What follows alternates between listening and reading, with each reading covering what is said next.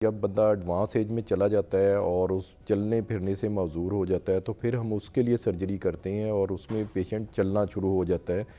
लेकिन एक बात में जो मुझे वो शिकवा ये है कि जो है ना, हम पेशेंट जैसे जैसे हमारे लोग बूढ़े होते जाते हैं हम उनको कहते हैं जी आप आराम करें। तो मैं कहता हूँ जी क्यों आराम करें? आराम करेंगे तो उनका एक्टिविटी लेवल और कम हो जाएगा। जब कम होता है तो फिर वो डेफिनेटली हार्ट के ऊपर, उसके लंग्स के ऊपर, बाकी जो जोड़ों के ऊपर और बाकी जो ऑर्गन्स है सबके ऊपर स्ट्रेस पड़ता है। मैं कि जब हमारे घर के बड़ों को दर्द होता है तो वो फिर जब आए आए करते हैं तो हम यही कहते हैं ना, आप ज़्यादा काम ना किया करें, अम्मी रेस्ट करें, आप क्यों इस तरह करती हैं, फिर आपको दर्द होता है। तो यही हमारे पास, हमें तसल्ली तो इसी लफ्ज़ों से मिलती है और यही कहने से और करवाने से। फिर आप क्या करें? जी पेन को तो हम कंट्रोल कर सकते हैं। पेन जो है ना वो थोड़ी, जो उसको थोड़ी सी कोई मेडिसिन दे दें तो पेन बेहतर हो जाता है। लेकिन सब हमें अगर पेन प्रॉब्लम, किलर मेडिसिन से लोग ये भी तो कहते हैं ना, ये भी अब तो लोग डर गए हैं, अवेयरनेस जब से आई है कि किडनी फेलियर की तरफ चली जाएगी, बड़ी डैमेज हो जाती है आपकी किडनी। जी किडनी के ऊपर भी असर पड़ता है, उसके स्टमक के ऊपर भी, इवन हार्ट के ऊपर भी। तो फॉर सर्टन पीरियड, हम लिमिटेड पीरियड के लिए, कोई 1-1.5 हफ्ते के लिए हम उसको पेन किलर दे सकते हैं। अच्छा। और लेकिन फिर भी मैं यही कहूँगा कि पेशेंट जो लास्ट आप देखते हैं, क्योंकि 30 इयर्स में जो चेंजेस आई हैं ना हमारी कम्युनिटी में, वो एक्टिविटी लेवल बहुत कम हो गया है। आप छोटे बच्चे से लेके और बड़े तक देखें कि वो ज़्यादा जो है ना, वो बच्चे भी आजकल तो आपको पता है बर्गर बेबी आ गए हैं, तो वो बर्गर बेबी सिर्फ बर्गर और सॉफ्ट ड्रिंक लेके और उसके बाद जो है ना वो फिर आराम करते हैं। तो एक्टिविटी ज़रूर होनी चाहिए। जोड़ों को रिप्लेस करने का उस वक्त ही बेनिफिट होगा जब एक्टिविटी लेवल बेहतर होगा। तो एक बंदा बिल्कुल लेटा हुआ है, हम सिर्फ पेन रिलीफ करने के लिए, एक्चुअल में जॉइंट रिप्लेसमेंट की हमें 3 फ़ायदे हैं कि एक तो उसका मरीज़ का पेन ठीक होना चाहिए, दूसरा उसका एक्टिविटी लेवल बेहतर होना चाहिए, तीसरा ये है कि पेशेंट मोबाइल हो जाए, अपने कुछ काम शाम कर सके। तो ये तीनों बेनिफिट्स को हमें लेके साथ चलना चाहिए, हमने सिर्फ उसका पेन रिमूव नहीं करना। सर मुझे तो लगता है चाहे अस्पताल का बिस्तर हो या घर का बिस्तर हो, बीमारी तो शुरू ही बिस्तर से होती है। जी बिल्कुल। तो कुछ जो लोग चल भी रहे होते हैं तो उनके साथ उनका बेटा या बेटी आएंगे, वो कहते हैं जी अम्मी जी को आराम करना चाहिए। अम्मी जी को आप डॉक्टर साहब आप कहेंगे अम्मी जी किचन में काम करती हैं, अम्मी जी चलती फिरती हैं, तो अम्मी जी को आराम करना चाहिए। हाँ।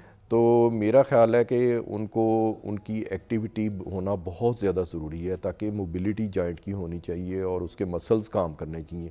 फिर ही जॉइंट का रिप्लेसमेंट का फ़ायदा होता है। अच्छा। जो बेड रिडन पेशेंट है, जो लेटा हुआ है, उसको जॉइंट का कोई फ़ायदा नहीं होगा एक्सेप्ट कि हम उसका पेन रिमूव कर सर देंगे। जिनका वेट बहुत ज़्यादा होता है, वजन बहुत ओवर जी होता है, सेकेंडली उनके भी ये, तो घुटनों में बड़ा पेन रहता है। जी सेकेंडली ये है कि हमारी जो डाइट का जो पैटर्न है उसको मद्देनज़र रखते हैं, तो डाइटरी हैबिट्स में हमारी जो खाने पीने की आदत हैं उसमें बड़ी चेंजेस आई हैं। फॉर द लास्ट 20 इयर्स आप देखें कि बहुत ज़्यादा उनमें जो है ना वो खाना खा के, तो फिर जो है ना वो बंदा थका हुआ आता है, शाम को खाना खा के तो वो आते ही फिर सो जाता है। तो उससे तो डेफिनेटली वेट बढ़ेगा। वेट हमें, जब एक ओवरवेट पेशेंट है तो उसका अगर हम जोड़ को बदलेंगे तो वो उसके कामयाबी के चांसेस ज़रा कम होते हैं। आप वजूहात बता रहे थे कि किन किन वजह से ये नी रिप्लेसमेंट करानी पड़ती है, किन सिचुएशंस की वजह से? जी। एक तो ये है कि जो है ना, जब कोई कंजेनिटल प्रॉब्लम हो, बाई बर्थ प्रॉब्लम हो या पैदाइशी प्रॉब्लम हो, तो जब एक यंग बंदा है उसका हम जॉइंट रिप्लेस करते हैं। सेकेंडली ये है कि जो ओल्ड एज में जब पेशेंट चले जाते हैं, ख़ास तौर पे जो हमारी ख़वातीन हैं वो 40-45 ईयर्स पे जब जाती हैं, तो क्योंकि प्रोलॉन्ग स्टैंडिंग होती है, किचन में बड़ी देर खड़ी होती हैं, फिर घर के भी काम, आई थिंक कि ख़वातीन मेरा ख्याल है कि ज़्यादा काम करती हैं घर में, तो एक घर को संभालना एक इट्स वेरी डिफ़िकल्ट जॉब।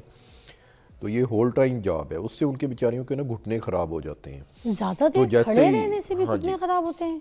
उससे आर्थराइटिस हो जाता है। 5-5, 6-6 घंटे आप बिलीव करें कि जो ख्वातीन किचन में खड़ी होती है ना, हाँ। उनके घुटनों का स्पेस बिल्कुल कम हो जाता है और हड्डी में हड्डी फंसी होती है। अच्छा। तो ऊपर वाली हड्डी और गोडे से नीचे वाली हड्डी, हाँ। तो दोनों यूं फंसी होती हैं और फिर वो इस स्टेज पे बेचारी आ जाती हैं कि उनकी जॉइंट रिप्लेसमेंट के अलावा कोई चारा नहीं रहता। हाय हाय हाय। तो सर ये तो बहुत यंग एज में भी हो जाता होगा, जो बहुएं वगैरह काम करती हैं किचन में? यंग एज में बहुत ज़रा ज़्यादा। ये होता है कि स्पेस कम होना शुरू हो जाता है, फिर उनकी डाइट बड़ी पुअर होती है, कभी धूप में बैठना पसंद नहीं करती नहीं। कि जो है ना हमने धूप में बैठना है, विटामिन डी नहीं मिलता, कैल्शियम सप्लीमेंट नहीं लेती, दूध को हम लोग बुरा समझते हैं। हाँ। तो दूध का वो ना एक कप लेती हैं, एक 8 औंस ज़रूरी है, दूध सबके लिए ज़रूरी है, तो वो भी नहीं लेती, इसलिए जो ना घुटने ख्वातीन के मर्दों की निस्बत ज़्यादा ख़राब होते हैं। अच्छा। तो जैसे ही फिर 40, 45, 50 तक जाती हैं तो 55 तक उनके जो है ना रिप्लेसमेंट हो जाती है। सर अगर ये नी सर्जरी की तरफ जाते हैं, जी। रिप्लेसमेंट की तरफ जाते हैं, तो इसका सक्सेस रेट कितना है? सक्सेस रेट मैं उसी चीज़ की तरफ आऊँगा कि जो है ना पहले तो एक्टिविटी लेवल बेहतर होना चाहिए। आप पेशेंट को कभी भी ये मना ना करें कि जो है ना इसने चलना नहीं, अब चलना बंद कर दें, आप रेस्ट करें, चलते रहें। थोड़ी सी दवाई जो कि गुर्दों के ऊपर असर नहीं करती, जैसे जो है ना आपने कोई सिंपल उसको पेनाडोल दे दी है या कोई और एनाल्जेसिया ऐसा है जो गुर्दों के ऊपर नहीं असर करता, तो वो भी हैं, वो दे दें उनको। और सेकेंडली ये है कि फिर उन्हें कहें कि थोड़ा चलती रहें, बिल्कुल उनका काम बंद ना करें, ताकि उनके मसल्स थोड़े स्ट्रांग हो, घुटनों को सहार सकें, और फिर हम उसके जो है ना रिप्लेसमेंट की तरफ आते हैं। तो 60 इयर्स पे यूजली जो मर्द है ना वो उनके 60 इयर्स पे ख़राब हो जाते हैं, और डिपेंड करता है, फिर एक्सरे कराते हैं, ग्रेडिंग क्या है उसकी, ग्रेड 1 पे है, ग्रेड 2 पे है, ग्रेड 3 पे और ग्रेड 4 पे। तो ग्रेड 1 और 2 में हम जो ना वो मेडिसिन से और उनकी जॉइंट की लुब्रिकेशन करते हैं, फिर आर्थोस्कोपी के हम उसकी सफाई कर देते हैं घुटने की, और ग्रेड 4 पे डेफिनेटली हम रिप्लेसमेंट करते हैं। अच्छा सर, ये जो लोग बहुत ज़्यादा डर रहे होते हैं कि बहुत ख़र्चा आएगा, बहुत एक्सपेंसिव है, नी रिप्लेसमेंट सर्जरीज़, तो कितना कोई ख़र्चा आ जाता है अगर कोई अपना इस तरह से नया घुटना डलवाना चाहता है? ख़र्चा तो डेफिनेटली अगर वो खुद करेगा तो वो तो ज़्यादा होता है, but with the help of government हमें काफ़ी सारे जो है ना गवर्नमेंट ने हमें हेल्प की है, और लोगों को जॉइंट्स जो है ना फ्री ऑफ कॉस्ट सप्लाई किए हैं। तो वो जिना हॉस्पिटल में भी हो रहे हैं, बाकी हॉस्पिटल्स में भी हो रहे हैं। तो हमारी कोशिश यही होती है कि जो है ना फिर उसमें कुछ कोई चार्जेस नहीं है, कुछ नहीं है, जस्ट ऑल उसमें एवरीथिंग फ्री कोई ऑफ कॉस्ट? चार्जेस नहीं है, और उसके अलावा जो है ना कुछ डोनर्स हैं, हमें डोनर भी देते हैं, फिर बैतुल माल से हमें काफ़ी हेल्प मिल जाती अच्छा, है। अच्छा। तो उसका हम वो बना के देते हैं, एक डेढ़ हफ्ते में उसकी वो आ जाती है, अप्रूवल आ जाती है, और फिर हम रिप्लेस कर और देते सर हैं उसको। प्राइवेटली अगर कोई करवाना चाहता है, किसी को नी का प्रॉब्लम है, रिप्लेसमेंट सोच रहा है, तो उसकी सर्जरी का कितना कोई एक्सपेंस होगा? अराउंड 1.4 मिलियन के करीब है अच्छा। उसकी, वो दैट इज़ कॉस्टली। हाँ। तो और सर ये कितनी देर की सर्जरी होती है, कितना टाइम बेड रेस्ट होता है, कितने टाइम के बाद आप कहते हैं पेशेंट को कि चलो फिरो जाओ काम करो, सब कुछ सही है? इसमें ये होता है कि ये तकरीबन 2 से 2 1 घंटे, 2 ढाई घंटे एक लग जाते हैं एक घुटने के ऊपर, और पेशेंट को जो है ना हम नेक्स्ट डे उसको चला देते हैं विद वॉकर, और 1 हफ्ते बाद, 10 दिन बाद पेशेंट बगैर वॉकर के चलता है, अच्छा। और और पेन ये उसका ठीक हो गारंटीड जाता होता है। है कि बिल्कुल जो नी रिप्लेसमेंट हुई है ये कंफर्म सक्सेस के साथ है, बिल्कुल जी जी, सही? कंफर्म्ड है, सक्सेस थ्रू आउट लाइफ चलता है। देखें अगर 70 ईयर्स में किया है तो 80, 90, 80, 85, 90 ईयर्स तक वो चला जाता है। सर हमने तो कुछ ऐसे भी तो केसेस सुने कि किसी का नी रिप्लेसमेंट हुआ है और वो व्हील चेयर पे आ गया, इसमें क्या वजूहात होती है, ये क्या केस है? इसमें ये होता है कि एक तो बोन की क्वालिटी, एक जो ना पेशेंट का पहले एक्टिविटी लेवल हमने असेस करना होता है। एक पहले ही व्हील चेयर पे है तो व्हील चेयर वाले को चलाना ज़रा मुश्किल काम होता है, जिसकी एक्टिविटी ज़्यादा होगी पेशेंट वो हमेशा सक्सेसफुल रहेगा। सर मगर इसलिए ज़्यादातर तो आपको पता है जो लोग आते हैं वो थोड़ा सा ओल्ड एज में होते हैं जिनकी नी रिप्लेसमेंट की ज़रूरत पड़ती है। जवानी तो लोग धक्के में गुजार लेते हैं कि वो उस वक्त नहीं ठीक जी करवाते जी, अगर कोई बिल्कुल प्रॉब्लम किसी को बिल्कुल इशू हो बात भी सही है जाए, जी। एज में जाके प्रॉब्लम अपनी जो है ना ठीक करा रहे होते हैं। लेकिन ये है कि कुछ लोग होते हैं जो जो दर्द के साथ भी चल रहे होते हैं, हाँ, दर्द के साथ। तो उनके पट्टे जो है ना वो स्ट्रांग रहते हैं, वो जल्दी चलना शुरू कर देते हैं और अच्छा। सीधा चलना शुरू कर देते हैं, और उनको दर्द भी नहीं होता। सर आपने 1.4 की बात की है, एक्सपेंस को इतना आ जाता है, आप कह रहे हैं प्राइवेटली अगर कोई जी, अपना नहीं प्राइवेटली करवाना इतना चाहता है होता है। 14 लाख तकरीबन, जी ठीक जी, है। इसके बारे में मुझे बताएं, गरीब बंदा क्या करेगा? अब वो ना कराए इलाज? नहीं बिल्कुल गरीब बंदा इलाज कराए, वो हमारे पास आए, हम उनको असेस करेंगे, असेस करने के बाद हम सर कहाँ पे इंशाल्लाह आए उसको बताएं ऑपरेट करें। प्लीज़। ये जिन्ना हॉस्पिटल, अल्लामा इकबाल मेडिकल कॉलेज जो है ना, ये इसमें हम जो है ना फ्री ऑफ कॉस्ट रिप्लेस करते हैं। अच्छा, और मतलब गवर्नमेंट हॉस्पिटल्स में सारी फैसिलिटीज़ जी मौजूद जी है? बिल्कुल है, ओके। एग्जैक्टली है। बैतुल माल वाले भी हमारी हेल्प करते हैं, हम पेशेंट का वो फॉर्म बना के एक दे देते हैं, और उसके बाद जो है ना वो उसकी 1 डेढ़ हफ्ते में उसकी एक्सेप्ट आ जाती है, अप्रूवल, वहाँ से अप्रूवल, जैसे अप्रूवल आती है हम उसको रिप्लेस कर और देते हैं। ये जो सर्जरी होती है, ये बड़ी सर्जरी होती है, छोटी सर्जरी होती है, और ये कितनी लेटेस्ट है? ये जो गवर्नमेंट अस्पतालों में होती है, ये क्या सेम है जो प्राइवेट अस्पतालों में हो रही होती है?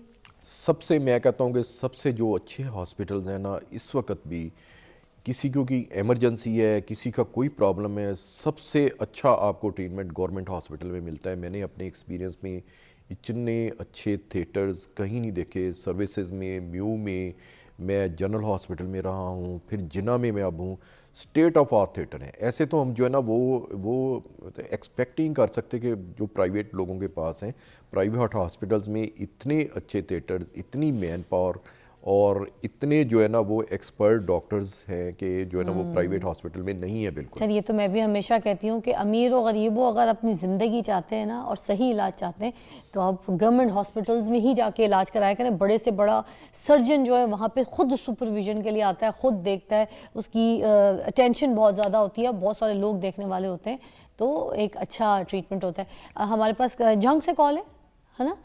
नाम क्या है? आबिद। आबिद साहब अस्सलाम वालेकुम जी। अस्सलाम वालेकुम जी वालिद साहब, आबिद साहब क्या कहेंगे? टीवी दी तुसी आवाज़ बंद कर दियो। मैं ठीक आबिद भाई, ते तुसी टीवी दी आवाज़ बंद करनी है मेरी आवाज़ मैनू ही। जानना चाहता हूँ कि मेरे घुटने जो है वो दर्द कर रहे हैं, क्या वजह है? इनके घुटने दर्द कर रहे हैं। आपके दोनों घुटनों में पेन है? जी मेरे दोनों घुटने दर्द करते हैं, चलते फिरते वक्त, उठते बैठते वक्त, सीढ़ियों के ऊपर चढ़ते वक्त, इसकी क्या वजह है? इसकी वजह यह है कि आपकी एज कितनी है इस वक्त? उम्र कितनी है आपकी? आपकी उम्र कितनी है जी? उम्र मेरी 32 साल है। 32 साल है।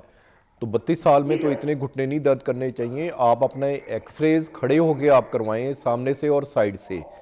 और दूसरा ये है कि अपना एक यूरिक एसिड का लेवल भी करवा लें ताकि पता चले घुटनों की दर्द की वजह क्या है। इस उम्र में हम जोड़ बदलते नहीं हैं यूजुअली। अच्छा, तो आप किसी दिन जिन्ना हॉस्पिटल तशरीफ़ लें और हम आपके एक्सरे कराएंगे, फिर इंशाल्लाह उसको देख लेंगे। ग्रेट। ठीक है सर, बहुत शुक्रिया जी। राइट। अच्छा सर, ये जो कुछ लोगों को जब प्रॉब्लम होती है नी की, और इस एज में या फिर थोड़ी सी आगे एज में, कुछ लोग कहते हैं कायरो के पास जाओ, कायरो प्रैक्टिस जो है ना वो आपकी कड़ाके निकालेगा तो ठीक हो जाएगा।